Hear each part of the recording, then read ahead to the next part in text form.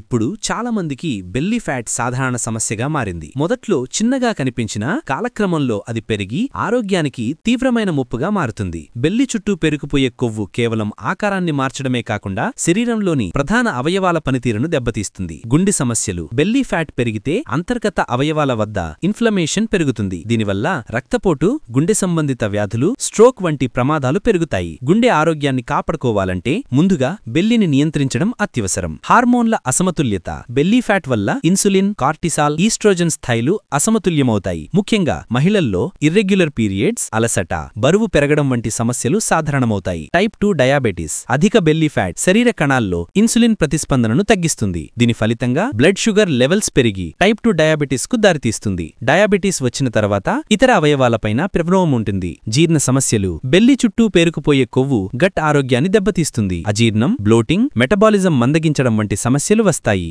వాపు, వృద్ధాప్యం, మానసిక ఒత్తిడి. అధిక బెల్లీ ఫ్యాట్ శరీరంలో ఇన్ఫ్లమేషన్ మోలిక్యూల్స్ ను పెంచి చర్మకాంతిని తగ్గిస్తుంది. వయసు కంటే పెద్దగా కనిపించడం, ఆందోళన, మానసిక ఒత్తిడి పెరగడం వంటి ప్రభావాలు కనిపిస్తాయి. కాబట్టి బెల్లీని చిన్న సమస్యగా తీసుకోకండి. సక్రమమైన ఆహారం, వ్యాయామం, జీవనశైలిలో మార్పులు చేసుకోవడం ద్వారా బెల్లీ ఫ్యాట్ ను నియంత్రించండి. ఇది కేవలం రూపాన్ని మెరుగుపరచడమే కాదు, మీ జీవితాన్ని కూడా రక్షిస్తుంది.